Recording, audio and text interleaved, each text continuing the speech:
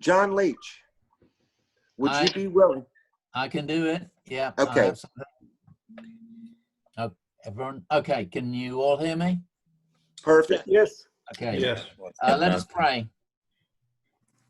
Lord God, we give you thanks for the opportunity to gather together and for the engineer that makes this possible, even though we are separated physically. We ask your blessing on those who work to help those suffering through isolation, illness, and disease, and for those who work towards new medications and vaccines in the present pandemic. In your name we pray. Amen. Amen. Amen. Thank you, John. Dave, if you'd be so good as to post our flag, we will pledge allegiance to it and this great country.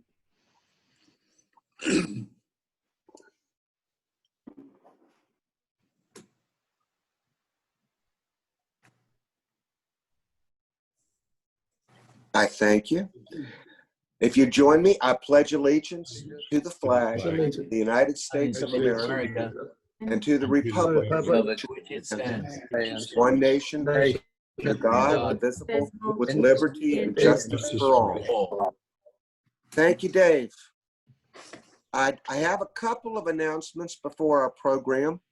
The sitting president always gets from Rotary International pins, as some of our members are awarded a Paul Harris Fellow or a pin in advance of the Paul Harris Fellow that has sapphires and eventually rubies embedded within it.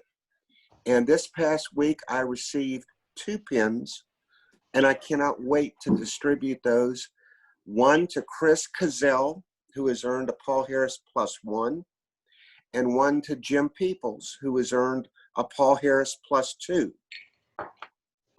So until we meet as a club physically together at Lake Hickory, I will take good care of these, but I wanted the club to know that those 2 awards had just been received. And then I need to do some housekeeping, because I guess most of you know Rotary, its entire leadership changes every July the 1st. And every president wants to leave the club in excellent physical health, and I'm no exception. Well, I started about 6 weeks ago when our accounts receivable was at about $8,000. Unfortunately, since that time, we have had another billing. So now our accounts receivable is over $10,000. And before I continue, my wife, who's treasurer of the Thursday Club, and I were talking this morning. If anyone is furloughed, has had their hours reduced, income cut, if this is a hardship for anybody, please contact either me or Lou Wetmore and let one of us know that your situation is such that you're having a difficulty. But I sent out 24 emails about 3 weeks ago, I think, to everybody who owed the club more than $200. That number just continues to grow, and it would be really, really great if we could catch up on our dues and have our accounts receivable pretty much down to nothing when Lou gets ready to take over, and I say it's like 3 weeks. But enough of that.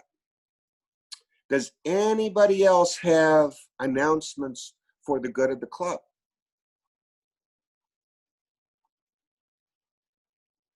I don't hear anything. So I am going to have the honor of introducing our speaker. And I did a little research about her today and last night. Lindsay Keisler. She's married. She has 2 children. She's a graduate of UNC Charlotte with a degree in business administration, but then she's got the Institute for Organization Management from the United States Chamber of Commerce. She is a top 40 under 40 individual. She earned in 2018 a Trailblazer Award. She was also recognized that year as a Woman of Distinction. She's been with the Chamber, our Chamber, since November of 2012. She began as Vice President of Investor Relations and Special Events. She then became Senior Vice President. She was named Interim President, and since February of 2017, we've been fortunate enough to have her as our President of our Chamber. But one of the nicest things I read was a remark somebody put on, can't remember the name of the LinkedIn. And somebody wrote, Lindsay's intelligence, progressive thinking, and drive make her an exceptional leader. Her vision has helped the Catawba County Chamber of Commerce and the extended community blossom and grow. Lindsay has a gift for engaging those around her to come together. It will be a pleasure to see what she creates in the future. Those are great words. And without much further ado, Lindsay, I'm proud to have you as one of our members. I love your articles every Sunday. And I will turn this over to you. Thank you so much. I really appreciate that kind introduction. I need to go on and review LinkedIn because I don't think I've ever seen that one before. So thank you very much for that. It's truly an honor and a privilege to serve in this role on behalf of the business community. I love what I do, and I hope that it's very evident in every day. So anyway, thank you again. And thank you for the privilege and the invitation to come and update you all. I'm going to go ahead and share my screen. I just have a couple of slides to keep me on track so I don't ramble and take up too much time. Let's see. But since I presented to the club last time, we have gone through a rebranding of our organization. So that also includes a name change. So I wanted to start off with that. And then I wanted to talk about COVID-19, the disruption, and how we've responded both on behalf of the business community at large and also internally, our programming pivot. And so we really had to ask ourselves, what does a virtual chamber look like, right? Just like, what's a virtual Rotary Club look like? So again, I want to thank you guys for the opportunity to share, and hopefully we'll have some time at the end to reserve for some questions if any of you have any of me today. So like I mentioned, we have a new name. So we're now the Chamber of Catawba County, and we have a new look. And I want to give Alan Jackson a big shout out. I saw that he was on the call today. Jackson Creative worked with us for a year to rebrand the organization. We didn't want to just change the logo and give ourselves a fresh new look. To us, that would have been selling our community short. But we wanted to do a deep dive into understanding the perceptions of our organization, both to those that are a part of the organization, but those that either refuse to be a part or that have never been asked to be a part of it. And so Alan and his team engaged quite a number of stakeholders in our community through surveys and focus groups and one-on-one interviews. And we had a lot of data that came out of that, a lot of qualitative data that we were then able to use to create this new brand. So first, I want to show you the new logo mark. So you might remember our old logo. Here's our new logo. The logo is very symbolic of who we are. So we exist to tackle the most critical issues impacting business. We do that by bringing the right people, resources, influence together to get things done on behalf of the business community. So that the C's, so you notice those C's that kind of can appear like they're moving. So we're an active organization. We're progressive, pushing our community forward, looking ahead, identifying the opportunities that are ahead of us to take advantage of, but also what are our impending threats of our local economy and how can we address those before they come. So connectors, right? Platform for connectivity is what we're very infamous for, being the catalyst. So again, that active agent to cause change and positive impact on our community, and then the champion for business. So we are the largest and really the only organization that's solely focused on business interests in Catawba County. So you'll notice those C's sort of, like I said, revolve around each other and sort of centralize on a point. We like to think of ourselves as the hub, the connectivity point between business, government, and education, all linking together, again, to work for community progress. That tagline, we've never had a tagline before, but that really explains exactly who we are and what we do first and foremost when someone even just looks at our logo. Working for business, that's the bottom line. Also, that data that I mentioned, these are some of the key points that came out of it. So I just wanted to just touch on this briefly. Again, some of these myths you may have thought of, right? Some people said, we don't necessarily like the U.S. Chamber of Commerce, so therefore we're not going to invest in the Catawba Chamber. We're two separate entities, right? They have no authority over us at all. So you see our chamber, we are independently led, we are independently governed by a board of directors, and also we have our own staff. Our budgets are not aligned at all, and our legislative agendas aren't necessarily aligned. So I wanted to make sure I pointed that out. Some people say we're the Hickory Chamber, right? We just serve Hickory. Well, of course, Hickory's our largest municipality that partners with us, and we have a considerable amount of our partners that are located in the city of Hickory, but we're a county-wide chamber.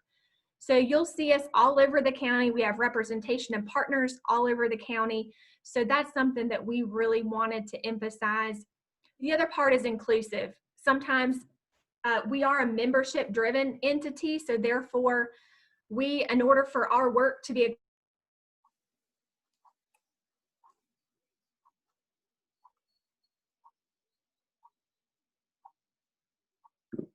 a government-funded organization.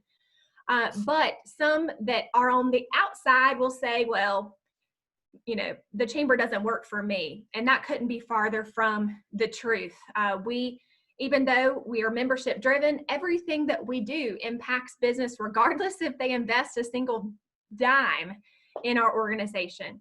And you'll also, hopefully that'll be readily apparent when I talk about our response to COVID-19. We are the only entity that's solely focused on our local business needs. And we advocate very directly. We're very involved with all of our local, state, and also national elected officials. We're connected with them. We communicate with them on a daily basis. We have adopted the past 2 years our own local legislative agenda. So identifying public policy needs specifically for our businesses here and making sure those are known so that our delegation can represent their businesses here whom they represent. So that's just a little bit about what they've said, and through our new branding, we want to make sure we're communicating and telling those stories on a regular basis. So to do that, we've tried to simplify that whole working for business tagline and putting all of our programs in the 4 buckets there. You see advocacy at work, connections at work, empowerment at work, and talent at work. So all of our strategic priorities point back to one of those areas. If they don't fit in one of those buckets, we don't tackle those as an organization. So we're very focused, very strategic, and we feel that we have a very strong voice. So moving on, of course, COVID-19 turned us all sideways, right? It completely changed the way we live our lives. It has completely changed the way we learn. Our school children, it has completely changed the way we conduct business. And nonprofits and for-profits are alike, right? We've had to navigate the unknown. If only I've had a crystal ball over the last 3 months that I could, or a playbook that I could use to navigate this. And I think that's where a true leadership lesson in all of this is moving forward and making decisions even when you don't have all the information. And all of us have had to do that in one way, shape, or form. I want to give a shout out to my business partners, so our entrepreneurial resource partners that have linked arm in arm. So right when this happened, we all band together and we said, okay, we need to come at this at a united front on behalf of the entire business community, because this is a very significant event, probably the most significant event that business has gone through in a long, long time. So the SBTDC, the Economic Development Corporation of Catawba County, and also the Small Business Center at CBCC, in addition to local government support. So Dave Leonetti, I want to give him a shout out as well. He's been very directly involved in everything that we have done on behalf of the business community. But this was twofold. So I mentioned before, what was our external response? So how did we immediately come alongside of business and help them navigate this very uncertain, volatile, complex situation? And then secondly, what does a virtual chamber look like? For those that rely on us to connect and to develop their own businesses, how does that look like, in the immediate, but also going forward in the long term? And will this COVID-19 pandemic, will this change the way that we engage with businesses forever?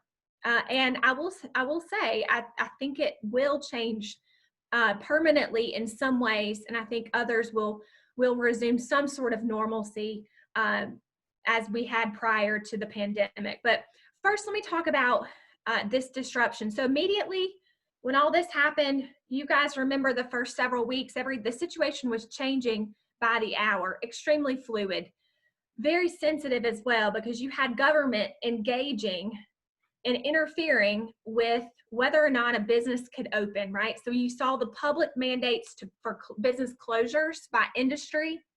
You saw our restaurants impacted first, and our hospitality industry impacted very significantly. We entered into, I looked at us as like a triage, a hospital triage. So you go into the emergency room and there's a nurse that takes all your vital signs and determines what are the low-hanging fruit, what are the things you need to address now, do I need to expedite this person to surgery, right? Or can they wait for a moment to see the doctor? That's sort of the role that we played, and again, in partnership with our other entities. We had numerous direct calls and interactions of what do we do, right? We've been forced to close. We don't have an online presence, or we only have a month worth of cash flow or less. How do we adapt to this change in order to survive? And then we had other businesses that said, we were really well prepared, but how can we be creative and innovative in order to take advantage of this situation to help continue to grow our business? You had a definite mixed bag. And I think if you watch national media outlets, you probably have more bleak perception of our economy. Also in the data doesn't look great now. But through our survey work that we did, you had a lot of businesses that remain positive and are hopeful that they will pull through this and be stronger on the other side. You have others that are very concerned about the sustainability of their businesses. So you definitely have a mixed bag. It's not all bad. The majority is more hopeful than those situations that are more in dire crisis mode. As I mentioned, we did some survey work. We've done direct calls. All of our partners, we have 850 shareholders and investors. Every single one of them received a direct call from someone on our team. We also immediately created a business resource guide that's located on our website. We still update that on a regular basis as soon as the most relevant and valuable information for business comes out as related to COVID-19. That's put on that page. And so I'll encourage you, if you are a business owner, you haven't seen that resource yet, I will direct you to that, because there's a lot of information there both about the EIDL loans, the PPP program, helping return to work, labor and employment issues, also community issues, how you can serve your employees. So what are the crisis resources available to individuals and families? And also the public health information. So what are our current counts? How many are recovered and how many negative tests, and other direct connections to North Carolina Department of Health and Human Services, the CDC, things like that. So anything you need to know, we've prided ourselves on being the entity that has is the hub for relevant information for business. Of course, we needed to use our voice and our strong platform to send messages of supporting local. More than ever, we need to support those that craft the character and diversify our community. We need to support our local businesses first. You know, all you Amazon shoppers out there, I encourage you to get a mask and to go and support our local businesses. And also from an advocacy perspective, we put forth numerous statements to the governor's office and also to our Congress, members of Congress, in order to push for pro-business actions, whether it be for reopening of our economy or to amendments to the CARES Act to consider certain industries. We were in direct contact with our representatives to ensure our business voice was heard. Finally, internal. So an organization just similar to Rotary that relies very heavily on physical convening of people. From our First Friday Morning Brews to our Leads Exchange groups. These are weekly, monthly gatherings that, again, people look to us and rely on us to be their outlet for local and regional networking. And, LinkedIn, great. Social media is great, but there's still the value of face-to-face interaction certainly will never go away. And it's certainly paramount for some business owners' success and growth. So instead of pushing pause on all that, we completely shifted very abruptly. Since March, we have had, oh my goodness, a lot of offerings from webinars to virtual networking events. We had our first fully virtual First Friday Morning Brew last Friday. That was really awesome. That worked really well. Then we also have created some virtual content. So we launched a Facebook Live Q&A series. So fully utilizing all of our platforms to connect and add value to all of our partners. So dozens and dozens of opportunities for people to hop in, opt in, and connect with one another, but also connect with the most relevant and valuable information to help them move forward. And this is what recovery is, what I've been laser focused on since the beginning of this. So of course we needed several weeks to help all the dust settle. And as the dust is settling now, we need to look forward to recovery. So about 8 weeks ago, I began to convene a recovery task force. So these are leaders from business, government, and education to come together to identify and acknowledge everything about our local economy that has been impacted as a result of COVID-19. From workforce development to family and individual support to other business assistance and needs, to then preserving public health and also economic health. All of those are currently on our drafted plan, and we're hoping in the next month or so, once this is completed, to then publicly release this to the community with some actionable items of how the things we can control, how we plan to address them to help expedite our recovery. One of the major things that continues to come up particularly as we look forward to recovery, is the whole idea of minimizing the spread of COVID-19. You know, until we have a vaccine, this is not going away. We're going to have to live with this virus, right? Or unless divine intervention takes place, which is what I'm praying for every day. But we're going to have to live with this. And as someone pointed out, our numbers as a region continue to increase, and they will, right? Especially since we're increasing the number of tests. And I know you've had some great speakers here that are the public health experts that I don't claim to be.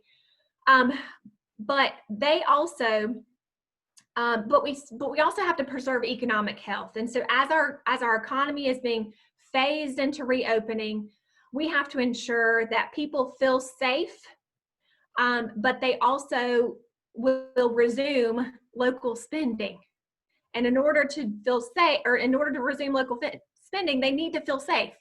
And so as a result, we released some information to the business community. So first and foremost, this idea of safe reopening guidance. So business owners, as they were phasing into reopening, came to us and said, how do we do that? How do we do that safely? So we put together a 60-page playbook that is by industry with specific guidance according to North Carolina Department of Health and Human Services, also the CDC, the known guidance that they've put out. We put it into one book and released it to the business community. All of them are suggestions, right? Nothing is publicly mandated or required unless it's otherwise stated in that playbook. But we did encourage businesses to take advantage of this and implement measures to navigate this new normal. For some time, we're going to have to go above and beyond with sanitation, with monitoring employees' health, and other things such as that in order for our employees to feel comfortable coming to work, and also in order for customers to feel comfortable being out and about and spending money locally. I don't know about you, but if I knew that that one restaurant was practicing safe or implementing safe practices to prioritize my health and well-being, but one down the street was not, which one do you think I'm going to pick? The one that's prioritizing my health. And so from a minimizing the spread of COVID, but also helping jumpstart local spending, we released the Open and Safe Commitment. So with that playbook, I want to pull up the Open and Safe Commitment for you all to see. I'm going to stop sharing and then I'm going to share my screen again, another resource here, I think.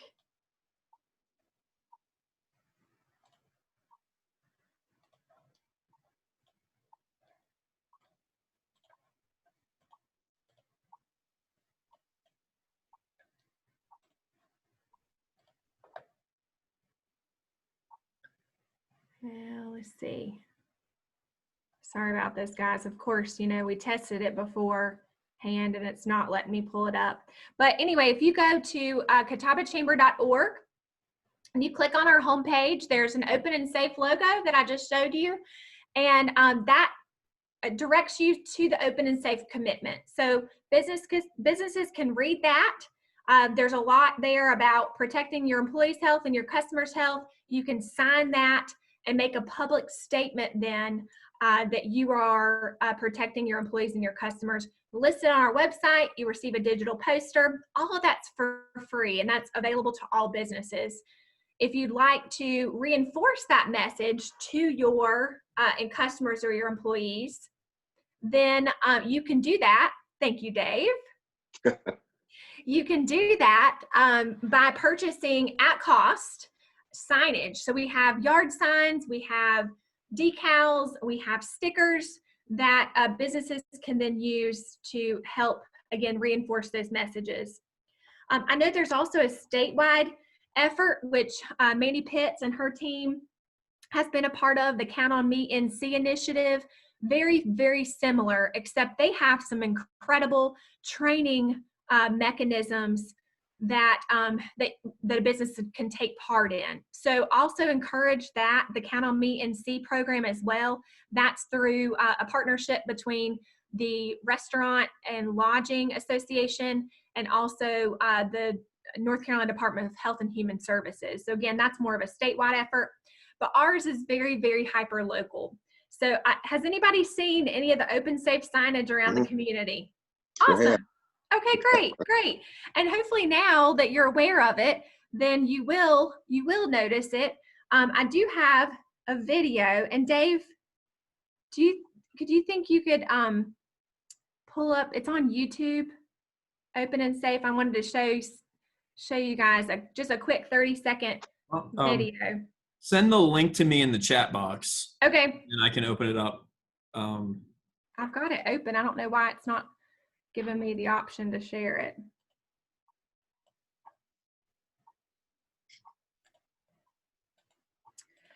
But after this video, this was the last thing that I wanted to cover, just mainly because I wanted to reserve time for what interests you all. So we can get that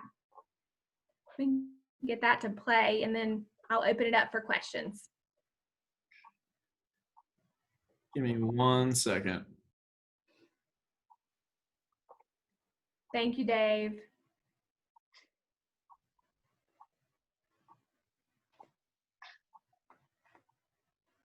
All right. Let's see. I have it on my screen.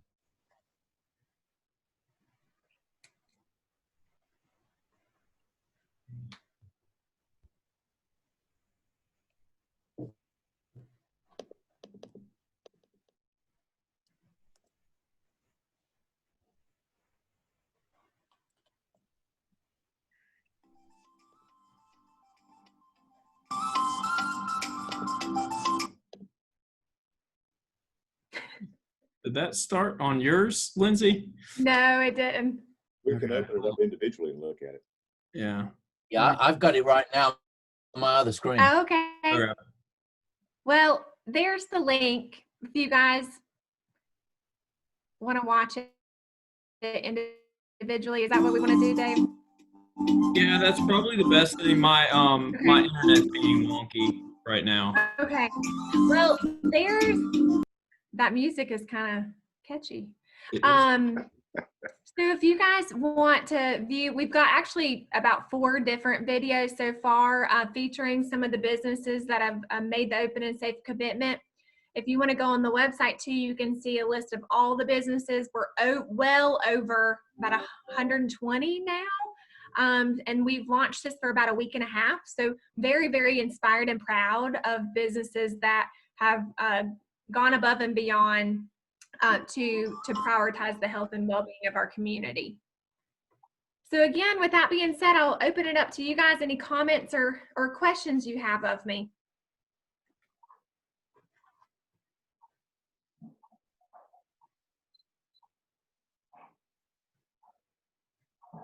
Lindsay, and this is Ernie Sills, and Hey, going around, what is the mood of the business world out there? In what aspect in particular? Outlook. How do they see it? So just to give you a sample, I mentioned our business impact survey. So we had, and I'm looking at the results right now. So out of the respondents, 50% of them said that they have some impacts, but they'll make it, right? This was measuring their confidence level. 35% said they're worried about the impacts, but they are staying in business.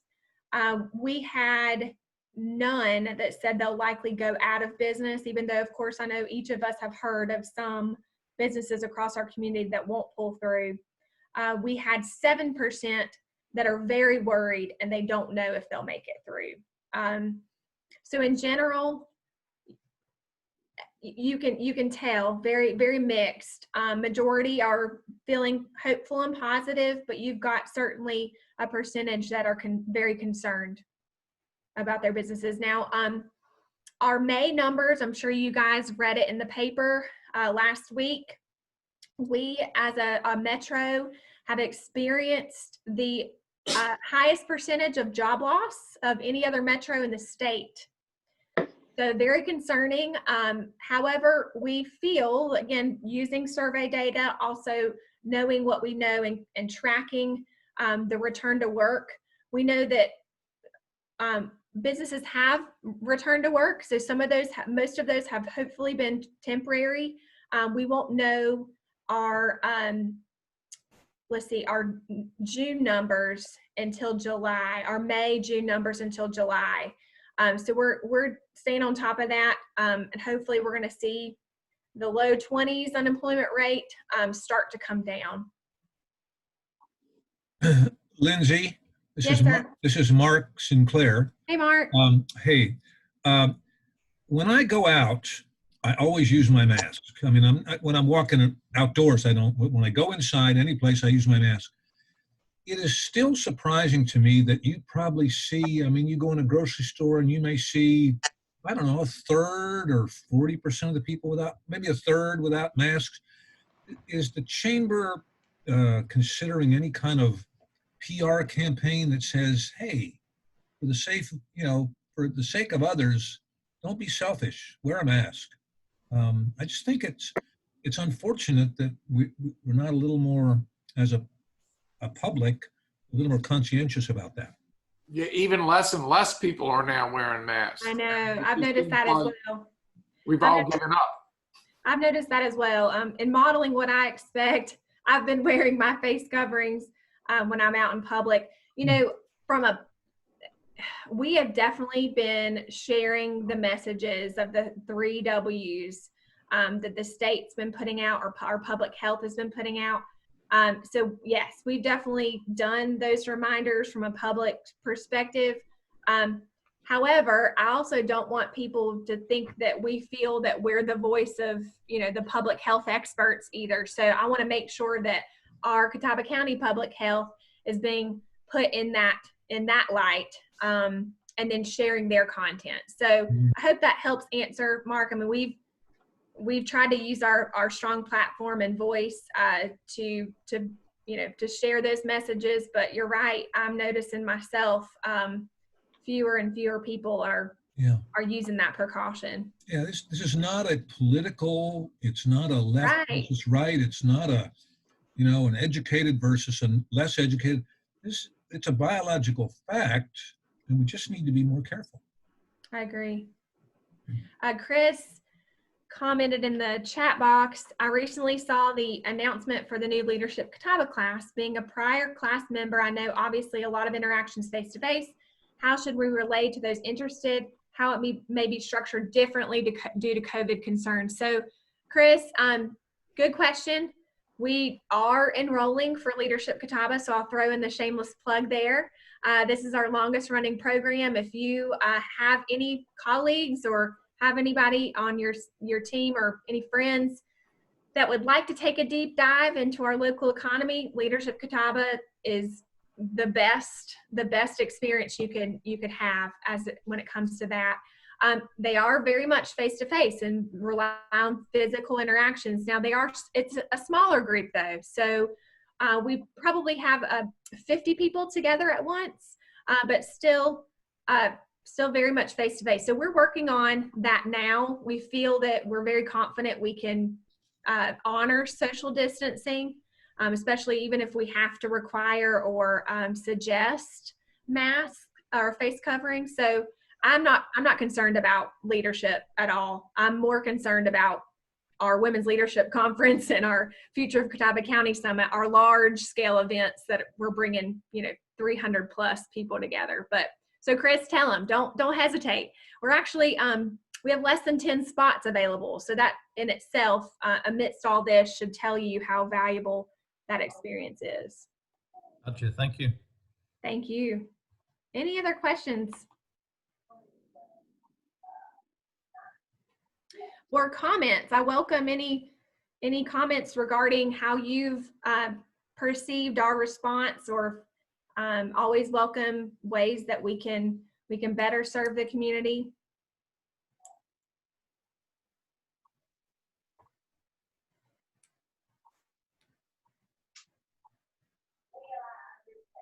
All right, Bill, it sounds like.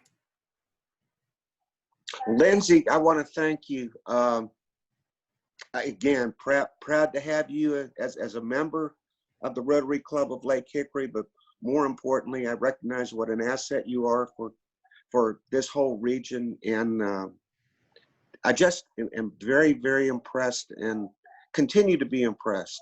We're lucky to have you in so many ways, and we're lucky to have the chamber and the job that you do. I have another whole page of notes, and everybody tells me I need to be more concise with my summaries. So I'll try to do so tonight, but thank you so much for a really informative, great program. And Thank keep you. on keeping on. Thank you, gentlemen. I appreciate it. Anybody have a last question for Lindsay? Hearing none, we'll adjourn with the four-way test. Next week, my note says that Jeff Ganidic has responsibility for the invocation, and my note says Jennifer Forrester has the program. And I know that if I'm incorrect, either John Leach or Ingrid or both will reach out and smack me upside the head later. But let's adjourn with the four-way test. Of the things we think, say, or do. Is it the truth? Is it the truth? Is it fair to Yeah. all Fair to all concerned? concerned? Will it build goodwill and better friendships? Will it be beneficial to all concerned? Face masks, hand washing, social distancing. As Mark said, it's biologically a requirement, folks. Be safe. And if I can interject one more thing, if Sure. you do patronize an open and safe business and you notice their signage, please thank them. Thank them for making the effort and going above and beyond to prioritize the health in our community. That would be awesome if you just acknowledge it and say thank you. Good point. Okay, everybody, be safe. Have a good week. Thanks Wear your again, mask. Lindsay. Bye. Bye. Bye-bye. Thanks, David. Thanks, David. You're welcome. Thanks, guys.